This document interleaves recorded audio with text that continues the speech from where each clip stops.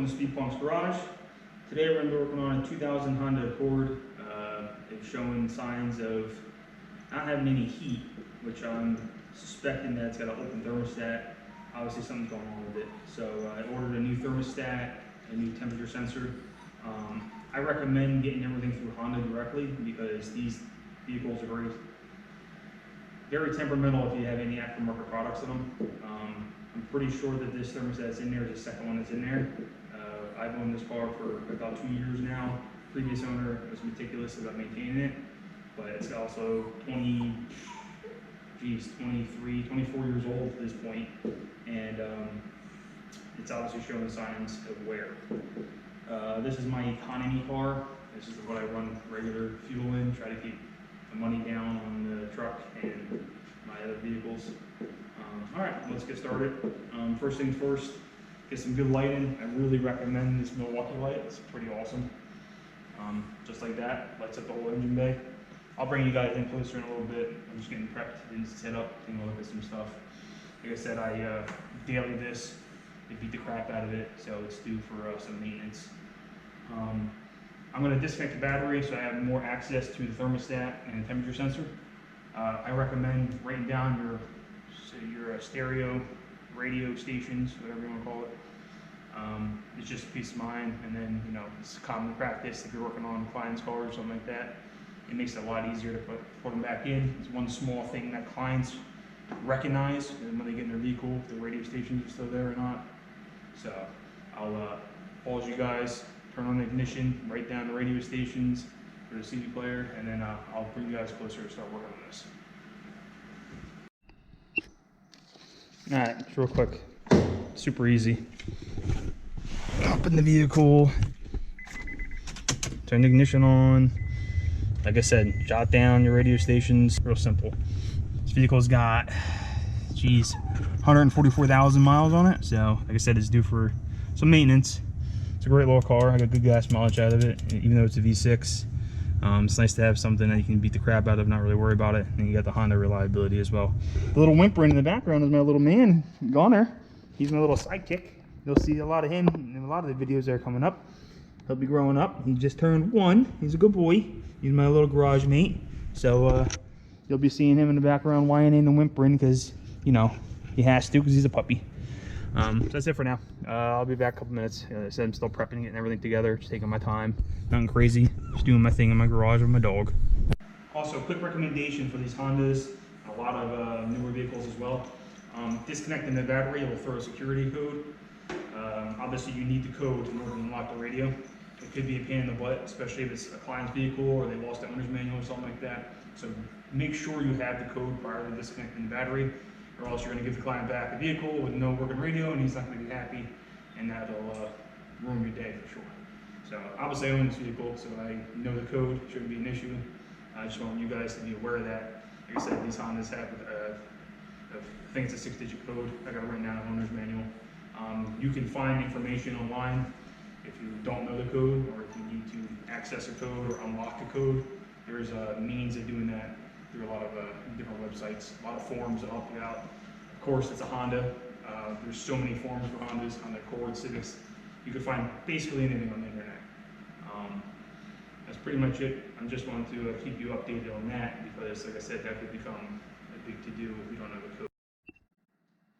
All right, getting started on this. Like I said, I'm going to disconnect the battery so I have better access to the thermostat housing and temperature sensor. Looks like there's just a bunch of plastic shrouds. Most of the stuff's covered in plastic nowadays, so it's not surprising. This looks like a 13 mil and a 10 mil. And that's obviously 10. I'll pop that out in a little bit. I'll bring you guys back when it gets a little bit more exciting. This is just removing a battery, removing plastic covers, nothing crazy. I'll remove all this and bring you guys back in, show you what's to do next. Just so you guys know, I'm doing this in my home garage. This is Speed Punk's Garage. Welcome to the channel. Hopefully you guys like and subscribe. If you see something that I'm doing that you like or you want to comment, obviously interaction's awesome. All the likes and stuff for the channel are much appreciated. Starting out fresh, I'm just a normal guy recording stuff in my garage. I have a lot of cool vehicles I want to work on later in the future, so stick around. I guarantee there'll be a lot cooler things than this Honda Accord, but this is just the first thing that popped up. So like I said, welcome to the channel. I'm going to cut now, and then like I said, I'll bring you guys back in a little bit after I remove some of this stuff. Show you what's going on. Loosen up the bracket, unbolted the battery cables. Looks like these plastic pieces are just holding with the flathead. Quarter turn, pop this off, put it off to the side so you can put it back on later. I recommend putting it on the workbench so you don't step on it while you're moving around. Alright, so let me bring you in so you can see what's going on. I don't know if you guys can see or not. So the thermostat is right there. That's the housing. Obviously there's a radiator hose going down to it. Temperature sensor is right there. Yeah, it's hard to see. Let me get you guys closer if I can. So, temperature sensor is right there. So, temperature sensor is right there. Right there's the temperature sensor. I said it 4 times, but like I said, it's hard to see. And that's the thermostat housing. Looks like everything's 10 millimeters. That's easy. Obviously, everything's metric because it's a imported vehicle. So, like I said, it wasn't too complex. I'm gonna remove the air intake hose too, so I have even more access because I don't feel like fighting it. It looks like it's gonna be in the way. Like I said, I'm learning as I go ahead. I know a good amount of things about cars, but I haven't worked on everything my entire life. So this is all new too. So we'll see how it goes. And then I'll bring you guys back in when I get the intake out of the way and open it up more so you can actually see, you know, where the temperature sensor is and the thermostat is. Because like I said, I wanted to just show you how easy this is. You know, Hondas are really easy to work on, which is good. If you're getting into the automotive field, I recommend, you know, working on Hondas or something, you know, as simple as this, because it's very straightforward and it's not overwhelming as like a BMW or an Audi, for example. You'll see a couple of those on the channel as well. So let's get started. All right, air filter cover removed. 4 8mm. 1, 2, 3, 4. Whole thing just slides off. It's like spring clamped, so it's easy to slide off. There's a lot of miscellaneous like EGR tubes and stuff. That's what it looks like. And like I said, I'm gonna get this battery out too. So now I have easier access to get this battery. If you guys don't have ratchet wrenches, I highly recommend them. It makes things like this super easy. For example, in order to get down here, you quarter turn at a time, pain in the butt the whole time. Even my long socket will barely reach. Obviously, it's not going to reach. So, like I said, ratchet wrenches are super freaking handy to have. You can use it like that. But like I said, it's just a couple quick turns. Hopefully, this thing will pop right off. You guys get to watch me struggle in rusty parts. It's the joys of living in New Jersey. Everything's coated in a nice film of salt, especially now, being that February. Okay, battery bracket's coming off. I'll get that out of the way. Put it over here on the workbench. Very weird working in my garage without music, but like I said, I don't want to get in trouble, copyright issues. Yank this battery out. Got a nice go handle. I recommend always have my battery with a go handle. This pops out. Yeah. While you're in here, you might as well wipe everything down. I spray painted this to keep it from rusting, because like I said, living in New Jersey, everything's covered in salt. It gets rusty in one winter. This is one, like I said, I'm pretty meticulous at maintaining my cars and cleaning them. And this is just from driving normal roads, you know, nothing crazy. So, dump this out. I don't need any dirt. Keep that going for the dog. Alright, so moving forward, let's see. Phillips head. Following this, looks like there's a Phillips head holding that down. It's already loosened up because I was messing around with it before. So I'll turn that going. And then, looks like I need.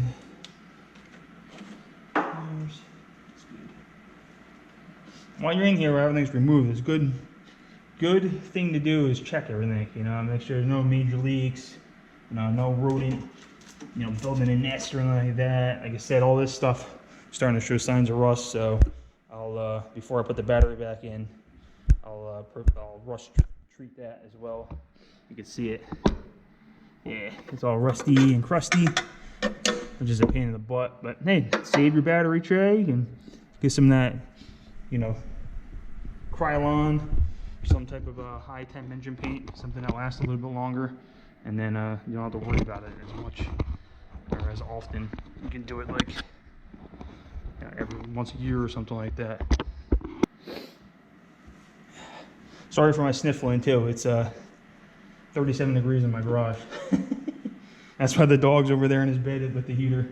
I'm over here freezing, but hey, trying to get content out, that's all. Trying to show you guys how to do this stuff. Maybe it'll save you a headache further down the road. You know, so these cars are worth working on, but they're not worth spending a lot of money on. Alright, bring you close.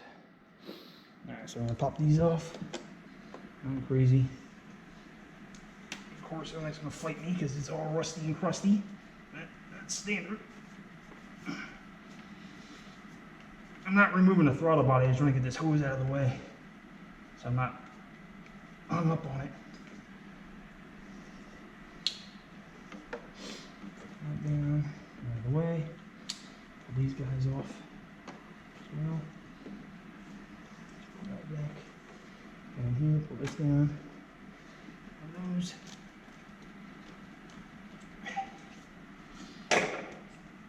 Vacuum line back here, get that out of the way. If you've never done this before, I recommend taking pictures. Like I said, it's pretty simple.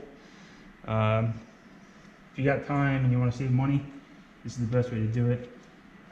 I'll look on NADA to see how much it actually costs to get this done at a shop, but I can guarantee you, if you spend $1,000 on a car, you're not going to want to put $700 into it just for like a thermostat or temperature sensor or something ridiculous like that. You might as well learn and do it yourself.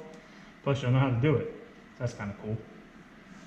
There really wasn't a lot of videos of this on YouTube. I mean, there was like quick ones showing you like where things are located, but there really wasn't like a step-by-step one. So that's kind of the reason why I wanted to do it. And you're watching it live, struggle as usual. Everything. Like I said, this isn't a new car. Everything's old and crusty, but she's worth saving. All right, see the freaking sound resonator in here and stuff. It just took up so much dang room. Like I said, thermostat under here, wiring out of the way. Thermostat right there. Probably radiator hose is right there. Temperature sensor is right there. So, and here's the parts. Turn you back sideways. Sorry if moving around, like I said. Still new to this filming thing. I recommend using the Honda parts. So here's your thermostat assembly. Here's a part number for that. You can pause, take a screenshot, whatever you need to do. And here's the temperature sensor. Water temp sensor. Use genuine Honda parts, trust me. Just spend a little bit of money now, save you the headache later. This one was kind of nice. Came with the gasket and everything too. So, not to worry about it. And there is a proper way to put this in. I'll show you guys all that in a little bit. So, let me see if you guys can see what I'm even looking at. Oh, okay. Yeah, I got this wide angle lens, so it should help. I'll go back over here. Pup's enjoying the heat. Put you back on the stand. Let's see. Okay. So while I'm in here, like I said, I'm gonna check everything anyway. This wire's gonna be in the way, which a couple clips, it looks like that will get moved out of the way. That's not too bad. I have to unplug this because that's right into the thermostat housing. Looks like just two 10mm bolts holding the thermostat housing in, so that's not too bad. Like I said, just by removing that intake, freed up a lot of room, which is nice, so I can see everything a bit easier. So let's get to work. Next step after accessing all this, I mean, I could have done it prior to doing all this, but like I said, it's a little bit easier doing it this way for me. I'm gonna jack up the front end. I'll show you the jack point on the Honda. Put jack stand underneath it, obviously to be safe. I'll get a drip pan and stuff. We'll drain the radiator out so that when we crack this open, we'll limit, you know, losing as much antifreeze as possible. Pick up a gallon of antifreeze, some distilled water so you can refill your system. I'll show you how to put this system later on in this video. And then that's pretty much it. Like I said, it's weird filming because I'm taking my time. This is like kind of nerve-wracking because I'm like trying to explain what I'm doing as opposed to just doing it. Like I said, this is all new to me, so bear with me. Hopefully. Alright, I set up some lighting. Everything looks dark on these cameras, so I can't tell if you guys can see or nothing. Grab the jack stands. Obviously recommend a decent pair of jack stands. Make sure you spend some good money on that. You know, your life could depend on it. Highly recommend getting a good quality one as opposed to like Hobo Freight or something like that. I know they're good, don't get me wrong, they make some good stuff. I got a lot of Hobo Freight stuff as well, but I know there's a recall on some of these jack stands, so get a good quality one if you're going to be working on a vehicle. Plus a good jack, you know. I got this 3-ton jack, works pretty good. Like I said, I have Hobo Freight jack stands, I do use them. I'm a little bit more mindful of them now. Get this stuff out of the way. I don't need to show you this boring stuff. How to jack a car. I just wanted to show you where the jack point was on the Honda, in case nobody showed you before. Kind of neat. These Honda Accords have a central jack point, so you can put the jack underneath here, right here. You jack it, and it'll lift up the whole front end, which is kind of cool. And my dog's trying to lick my face while I'm on the floor. All right, buddy, go lay down. So let's jack it up, and then I'll show you where the jack stands go in case you've never done it before. Like I said, I'll try to do it step by step, help anybody out. If you have any questions, put it down in the comments. I'll try to answer them as quick as possible, and we'll go from there. Real quick, I'll show you. See, central jack point. Jack's on there. Like I said, you can't miss it. It's the reinforced steel piece. Just don't get underneath your oil pan or transmission by accident. You'll have a bad day, trust me. I've seen some horror videos on YouTube before, so don't do that. See, now prior to me even going under the vehicle, I recommend, like I said, just use jack stands. Peace of mind, dude. And don't worry about it. See this piece hanging off the pinch weld? That's where your jack stands go. That's where you jack from if you need to change a tire or something like that.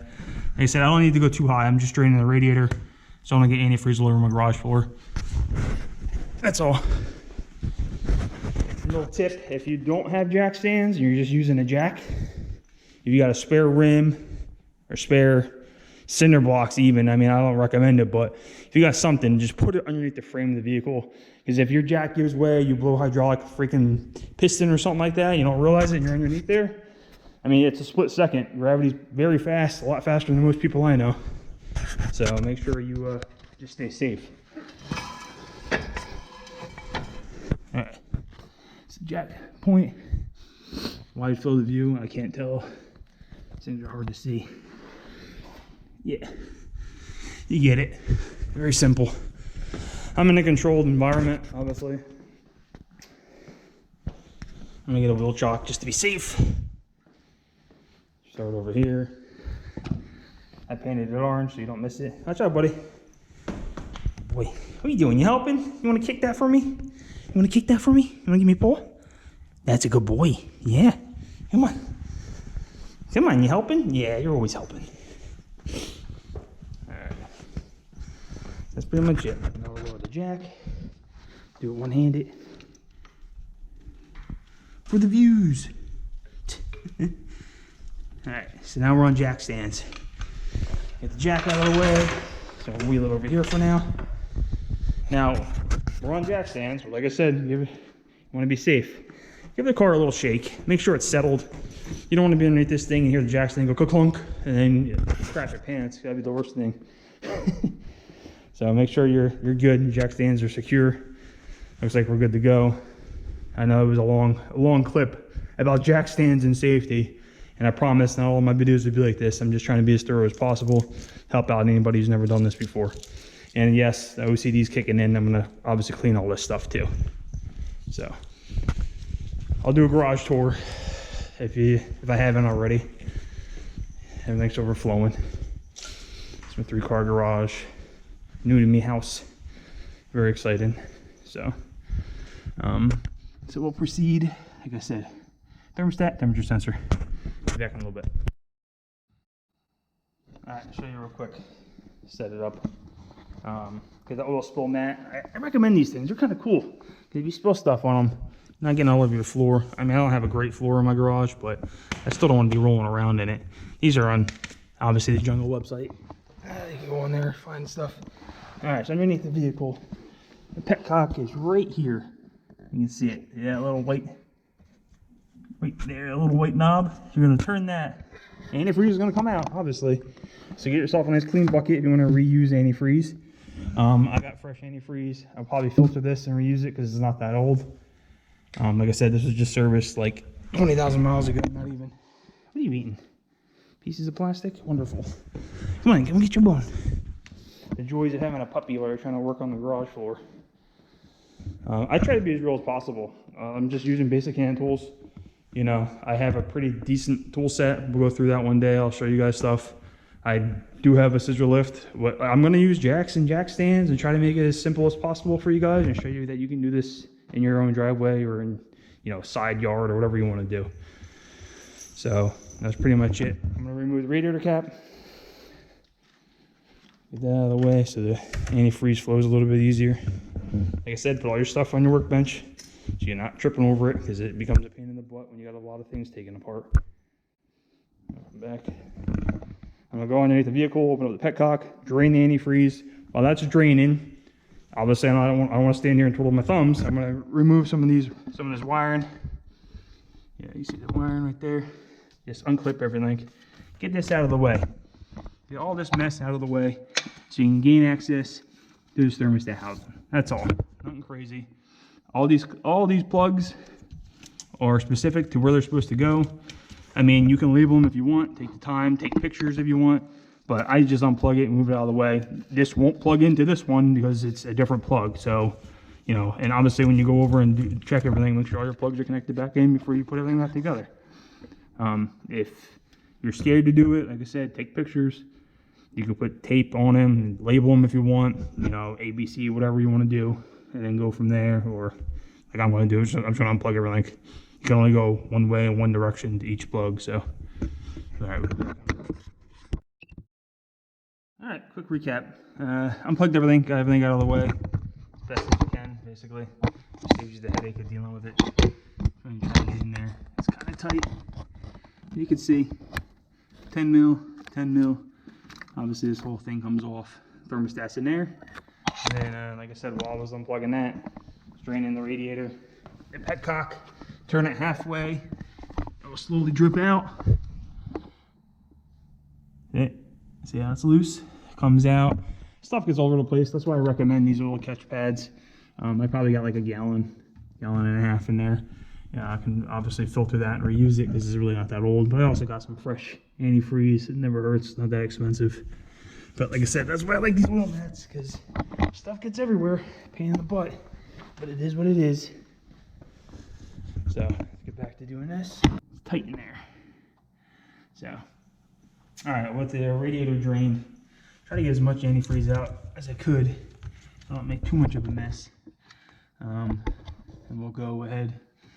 Get a 10 millimeter down there. All right. These aren't on too tight because they're only like, I think I looked up, I think it's like 10 foot-pounds or 104 inch-pounds or something. So that's like 8.666 foot-pounds. So there's really not a lot of torque behind these things. They're aluminum, so be careful. You can strip them very easily. Like I said, I'm just trying to remove them. There's going to be some antifreeze, obviously, in the block that's going to come out. So I got these oil catch mats. Get 100 of these off the Jungle website. Shove this in there if you can. Try to at least. Yeah. Good luck with that. You're right. Easier said than done, right? Of course. You guys probably can't see me, huh? Because I keep touching the camera. Anyway, just trying to get some stuff in there to keep the antifreeze from getting all over the damn place. So like I said, it's a pain in the butt, but you can always take the vehicle outside and rinse it down with the hose afterwards just to get rid of the antifreeze. Or you'll be smelling it for a couple days. Not a big deal. It's just the joys of working on tight spots, foreign cars. Wait till you see my Roadrunner and Cadillac, how much room there is in there. But this isn't like that. Alright, so I got some shop towels under there. Better than nothing. Grab that 10 mil again. 10 millimeter, remove this one. Take your time. Ah, hey, see? It's already cracked loose. Didn't take much to get that going.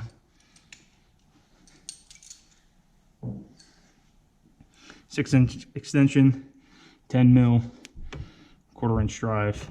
90 tooth is always easy because you'll have a good swing. You get in there pretty tight. So pop this guy out.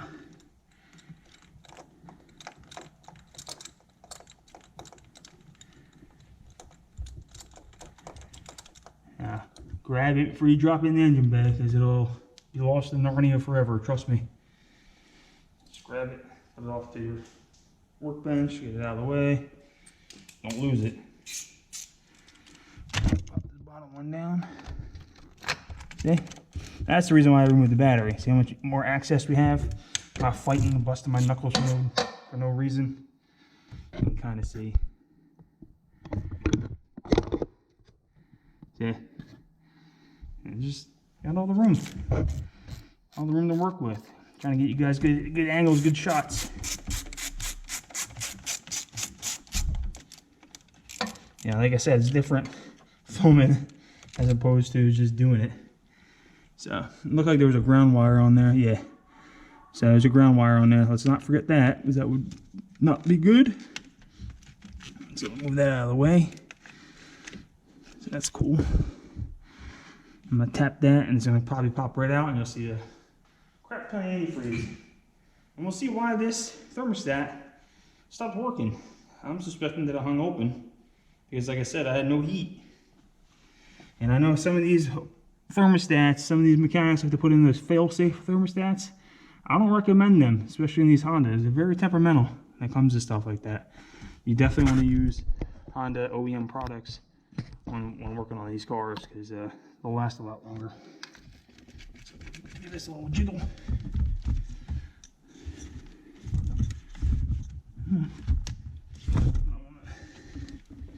I want to use the screwdriver on it if I don't have to.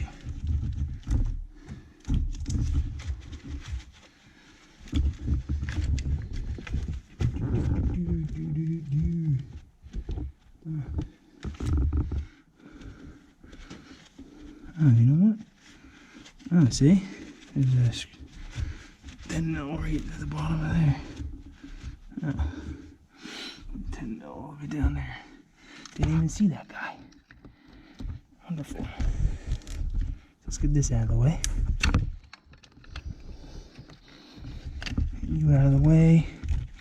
Alright, so there's a 10 mil down there. I'll bring you guys in there. It might be upside down for a minute. I don't know if this thing auto corrects.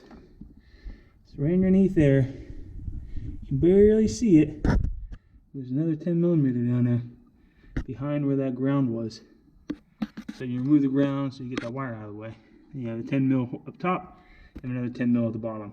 And you can tell because bolts are different sizes, different lengths. This is the one for the thermostat housing. This is the one for the ground. So, like I said, this will probably be the same size as that bottom one. So I'll take that one out. It's kind of tight. It's a little bit of a pain in the butt, but it is what it is. Let's see. Get in there. Let's see if I have the leverage to get in there. Yep. Make sure you're on there good. And round it off, because that would be a pain in the butt. There we go. Yep, that's definitely it, because it just, the housing just came right off. Alright, Like I said, be careful. Don't want to drop that. That'll be a bad day. It's tight down here. Sorry, guys. I'm trying to get a good angle. It's hard to do and film. Like I said, this is all new learning curve for me.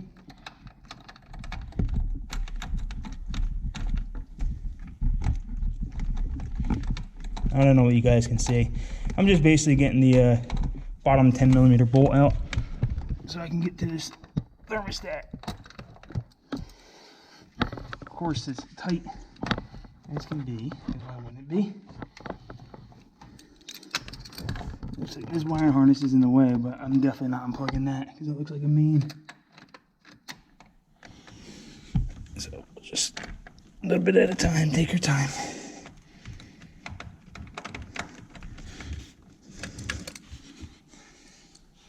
Alright, I'm gonna put you guys on pause for a minute. Of course, as soon as I pause it, I get it out. Yep, same length. Now you can see, I just move this out of the way so you can see. There's your thermostat housing. You don't want to clean all this off with the new gasket for a good maiden surface. So with that thermostat housing removed, you can see the thermostat. And I was correct. It's an aftermarket thermostat. I can tell right away just by looking at it because of the way that it's shaped. So I'm going to pop that out. Yeah, like I can do that with my hands. That's funny. I know, some weird camera angles. I'm trying my best to give you guys good views. There we go. And, yep. Just as I suspected. I'll show you in a minute. But see? This failed open.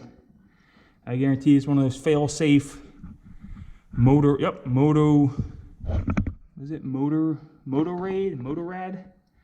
Can't really see. Try to focus for you guys. Right there. Motorad thermostat. And these things are a pain in the butt because, I mean, they're good because they feel safe open. They keep your engine from overheating. I guess it's good if you have a race engine or something you can get to. You can change thermostat quickly. But like I said, just spend a little bit extra and just get the genuine Honda parts. I'm not sponsored by any way by Honda, trust me. I just know for a fact that these freaking cars work a hell of a lot better with the parts that they're supposed to use. And look at that. You can see the difference in these things. This is aftermarket, this is stock. So this one failed open. That's why I had no heat, because the engine was just circulating water or antifreeze the whole time and not going through the heating, radiator efficiently to give me heat. So, and 24 degrees outside the other day, and I had no heat, so I knew something was going on. So we'll go back over here. That thermostat pulled out pretty easily. I'm gonna clean the housing. I'm gonna clean inside there as well, because it looks like, yeah, it's a little gummy in there, just from age, but shouldn't be too bad. All right. Okay. Now, just to recap, thermostat housing's off. Thermostat is out. Like I said, you can see a little bit of the corrosion just from, road grime, road grit, whatever you want to call it. You can kind of see it. Yeah, it's a little gritty in there, nasty. So we'll polish that out. Same thing with the housing. Get it nice and clean. You see all that crud? You want a good maiden surface, trust me. You don't want any leaks, that'd be a pain in the butt. Just come over here real quick. I want to show you guys something. This comes separate. The gasket, I mean, it comes with one, which is really nice. You don't have to spend any extra on it. These thermostats, they go in one way. Obviously, you won't be able to get the housing on if you put it in backwards. Maybe you can, but I mean, try not to, because you can mess up if you're going quick. If you look real close to the thermostat, it says up. I mean, it's pretty self-explanatory. You want that part to be up, because there's a little tiny, looks like a little tiny bleeder, probably for air. After you get the vehicle running, obviously I'll show you guys how to bleed the air out of the system, so you don't have any hiccup or anything like that. So this gasket's got to go on with this little tab facing up, right where it says up, so that when you put it inside, everything lines up. It just goes, there's just a little lip in there, and then the thermostat goes inside that lip. So we're going to do that real quick, and then we'll be right back. Okay, gasket's on. Like I said, it just kind of sits in there. Genuine Honda part, crappy aftermarket, fail-safe bull crap that obviously fails within a year or two of owning. So, get some emery cloth, clean this up real good. If you don't have emery cloth, you can use like a Brillo pad or something. But you don't want to go too crazy. This is aluminum. Just be mindful of that. I'm gonna go grab some emery cloth because I got some of that stuff in my work cabinets. So I'll probably use like a nice little brass brush, some emery cloth. I'll clean it up real good so we don't have any issues. So I'm not gonna record that because that's obviously boring. It's pretty self-explanatory. Just cleaning the thermostat housing and where the thermostat goes in before I put the thermostat in. So I'll be right back. Okay, the boring stuff. Just want a quick recap. Cleaning here really good. I just did it with some emery cloth. Just getting rid of all the crud and crusty stuff that gathered throughout the years. Make sure you have a really good maintenance surface. You don't want to be doing this over again. It's not a fun task. I'm gonna remove the hose, upper radiator hose, because obviously we drain the radiator. I'm gonna just pull it back. I'm gonna take this housing off. You can see how crusty it's starting to get. So I'm gonna clean it real good, and we'll be right back. So remove the thermostat housing, upper radiator hose. You can see how crusty this thing got. It's crazy. That's nuts. Antifreeze looked like it was in good shape, but I mean, just a lot of road salt and stuff. Man, it's ridiculous. So took the housing off. It's over here on the workbench. I'm going to scrub all this stuff off so we get a good surface. I'll clean this real good too with some emery cloth. If you have a little whizzy wheel, like one of these are kind of cool. I'm a Milwaukee fan, as you can tell. A lot of my stuff's red. Craftsman, Milwaukee, decent reliable tools, decent price. So you get one of these little whizzy wheels, and these things make quick work of it. I recommend these. Like I said, no sponsorship or anything like that. It's just my own money, my own tools. It's just I'm in the garage playing with stuff. I buy decent tools, so it makes the job a lot quicker. That's my alarm right there. So I'm just gonna take this and basically just go like this, clean all this stuff off. Make sure you got eye protection on because this stuff gets everywhere. I don't really want to get this all over my working workbench. I have a wooden workbench over here this is my clean bench, I guess you want to call it. The joys of having a 3-car garage, I can have a clean bench for parts that are going on a vehicle. This is my dirty bench. This is where I take stuff apart. You got the little oil catch over here, rebuilding carburetors or whatever. So I'll do this over here. Like I said, I'll do a garage tour and show you some stuff whenever I get time. Can of brake clean stuff off. I like this glass cleaner. This stuff works really good too. We'll just whizzy wheel this real quick. See if you guys can actually see what I'm doing. Yeah, and believe me, it's nothing too exciting. Just cleaning.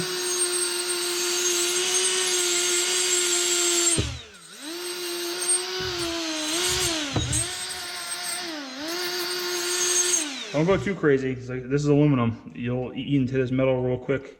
I'm just trying to get rid of all this buildup and some of this pitting and stuff. Try to smooth out so when the rubber hose goes on, it's a nice smooth surface. I was a little concerned about taking too much aluminum off and having issues, so I'll do the rest by hand. 3M, Scotch-Brite, whatever you want to call it. Emery cloth, nothing crazy. Throw a little bit of WD-40 on there just to make it work a little bit more efficiently.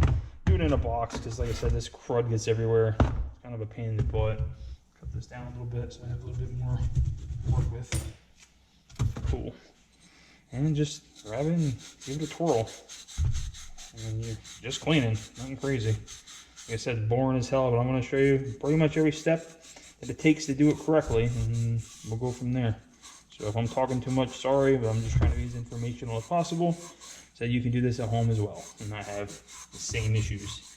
I mean, this is pretty much the worst case scenario. It's got all build up on it and stuff. It's got to be clean. Like I said, it's a Jersey car, so it's got road salt, rust, grime, dirt. It's not a brand new part off the shelf that some of these YouTube people are filming like, oh, let me put a brand new part on a brand new car. So no, this is real world. This is exactly what you see when you start taking client cars apart or your personal vehicles apart that have high mileage on them. So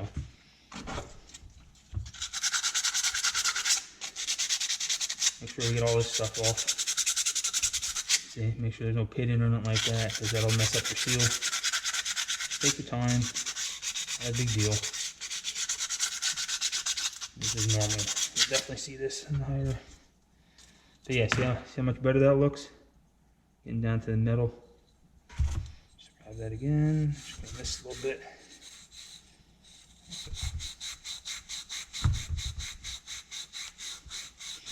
My wife's gonna kill me for not wearing gloves. I can hear it already, but sometimes they're just a pain in the butt, especially working around antifreeze, because it gets inside the glove and just drive you nuts.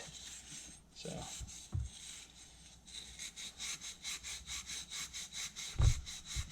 Super boring. Maybe she can time lapse this. All right, looks like we're pretty good now. Just off camera, you can see some of the pitting on there. So if you're concerned about it, you can put a thin coat of RTV or something on there if you really want to. But I'm not even gonna bother, to tell you the truth. I think it'll be okay. As long as you get over that lip, the rubber hose, I think it'd be good. So we'll go from there. Just some WD-40, cleaned it up with some memory cloth. You know, got it real clean. Cleaned it off with some Barrowmans. Great stuff. Once again, not sponsored. It's just stuff I use, I buy.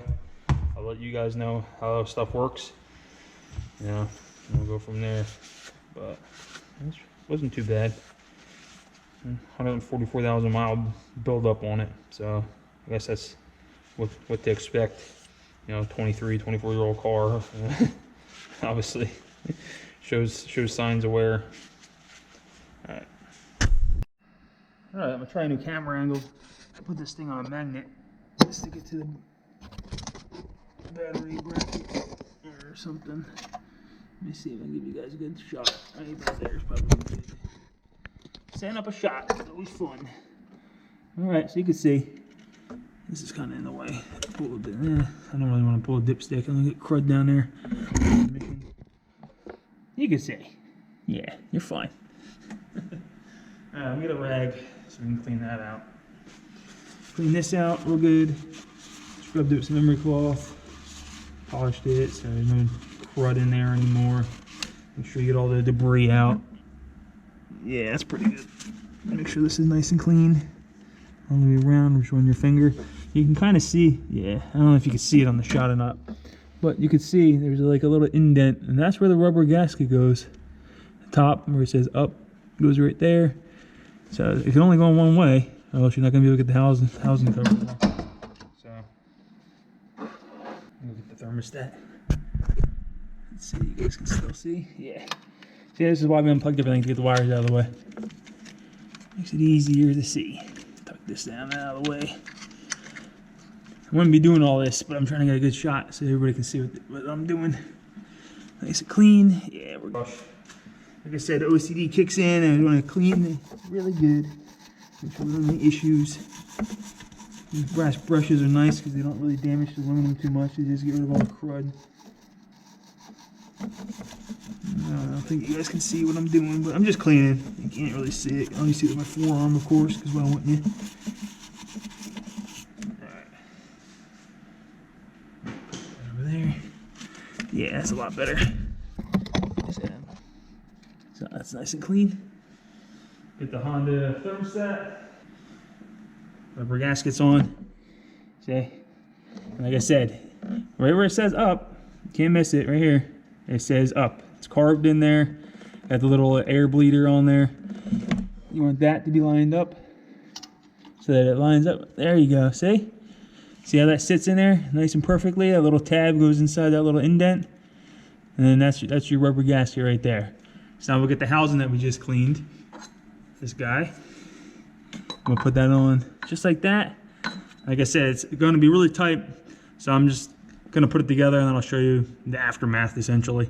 It's like this bottom bolt, this bottom 10 millimeter is a kind of a pain in the butt to get to with this wiring in the way.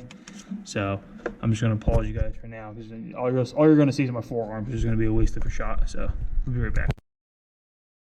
Real quick, I just want to show you guys a cool little tip / hack, whatever you want to call it. In order to get this bottom bolt in, it's kind of a pain in the butt. Like I said, the housing's obviously going to be in the way. You can't really see nothing, so I'm just going to show you. But, you know, if you have something 10 mil. It's kind of loose inside. You know, if you hold it, obviously it's going to fall out and it's going to disappear into the engine bay. So if you take a little tiny piece of, you know, the shop towel or any type of paper towel, and you put it over, and then you put the bolt in there, kind of give it a good squeeze. Look at that. See how tight it is now? Now I can jiggle around, upside down, doesn't matter. Now I can go in there, you know, try to get it at least started. Obviously you want to go as short as possible because you're going to strip it out if you don't. But I just wanted to show you that little tip, you know, a little hack. You know, if you get a tight spot and it's just loosey-goosey, now it'll be nice and tight. You can barely get it out of there right now. So that's it. I'll be back in a minute. Okay, back. This back bottom bolt. Yeah, say that 3 times fast. This guy right here, kind of a pain in the butt to get to. You can use this little U-joint, whatever you want to call it, flexible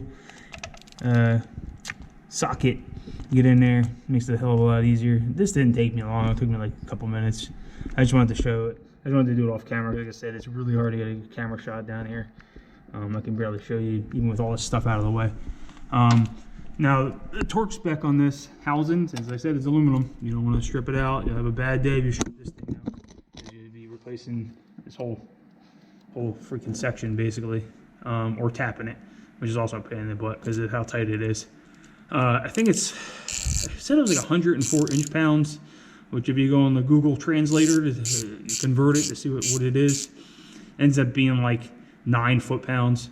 I have a torque wrench that does foot-pounds, and I have one that does inch-pounds, so I'll just do the 104 inch-pounds and do it right. You know, I'll tighten that one a little bit, tighten that one a little, tighten this one a little bit, tighten that one a little bit, tighten this one a little bit, you know, until I get to 104 inch-pounds. You know, just keep doing it that way so you don't have any issues. So I'll be right back. Let me go grab the inch-pound torque wrench. Back. I got the inch-pound torque wrench.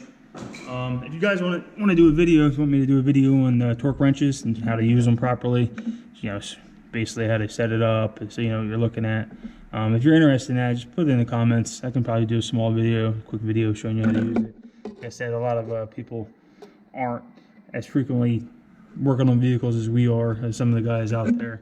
Like I said, I'm sure I'll get hate comments for a lot of stuff I do, and I'm sure I'll get praise for a lot of stuff I do, but you know, I guess that's the joys of doing stuff on YouTube, and I just want to show you guys how to do this stuff. I'm already working on these cars. If I can record it for you and show you how to do it, and you can save some time and money, that's awesome. You know, I'm just trying to help out a little bit. So yeah, if you want a video for torque wrenches and how to set them up, yeah, I can show you how to do that. So we'll get a 10 millimeter socket, 6-inch extension, throw that on the torque wrench. We'll get in there. You probably won't see much, but make a long story short, put it on there. Yeah, a little click. That's it. It didn't take much. Like I said, these are aluminum, so double check. Look at that. Yep, perfect. Try to get down here for this bottom one. I might have to get that little U-joint, whatever you want to call it. No, I got it on there. Same thing. Yep, that's it. Doesn't take much. 104 inch-pounds. Inch, not foot. I mean, you'll probably have 15 feet and it'll strip out on you. That's it. Top and bottom, 2 bolts, 10 millimeter. Got it nice and torqued. While we have access to that, let's put this ground wire back on, because I don't want to forget that. I'm not sure what this is for. Or some Honda tech would tell me what it is. But hey, while you're in here, see how this is all getting crudded up? Might as well clean it. Have a good connection for whatever sensor this is for, or whatever. I don't know if you can really see it or not, but yeah, it takes not even a minute just to clean this stuff up. It'll save you guys a headache in the long run. Get a piece of emery cloth, sandpaper, whatever you want to call it, and then just clean the connection. That's all, nothing crazy. So we'll do on these. See, nice and shiny. That's all you want. You just want a good electrical connection, good ground. We'll do here too a little bit. It takes a minute just to do it. Save you the headache in the long run, chasing bad grounds or whatever. Something I didn't film because, like I said, it gets all over the place, and Gets everywhere. This upper bolt and bottom bolt, I put a little tiny bit of anti-seize on there just to help it out, so that if it ever has to come back out for any reason, it won't be in the way. I'm gonna remove this because I really didn't want to get nothing in there, but it's definitely in the shot. It's super annoying. So take some of this. There we go. We'll cover the dipstick hole with that. Nobody knows nothing. Don't worry about it. All right. So put this ground wire back on. This was 10 millimeter as well. These Hondas are nice to work on, man. It's pretty easy. You don't need any complex tools or anything like that. It's just a regular ground wire, so I'm gonna try to angle it down a little bit so it's out of the way. And just 10 millimeter. The ratchet. 10 mil. That was the 8 mil. Now we'll grab the 10 mil. There you go. Grab the 10 mil. Don't go crazy. Just tight, and then like a eat. Just a little pop of the elbow. That's all torque you need on that. It's just a ground. You don't want to strip it out or nothing like that. It's all aluminum. Once again, I said that before. I know I'm repeating myself, but I just don't want you guys having to deal with stripped out aluminum holes and having a worse day or bad headache trying to fix stuff for no reason. So that's pretty much it. That's the thermostat installation. I'm gonna put the radiator hose back on. It's just a, pair of pliers. Squeeze that, get that on, and then I'll show you how to do the temperature sensor. The temperature sensor is super easy to do. Should only take a couple minutes. I'm gonna do them both at the same time because I had to drain the system anyway to do the thermostat. So, and that was, I think it was like 50 bucks or something like that from the Honda parts website. Thermostat was like 20 bucks. So you're under $100 doing this whole thing. It's just labor. Like I said, you can really do this in under an hour. If I wasn't filming and stopping and showing step by step, you can really bang this out pretty quickly. But I just wanted to show you guys step by step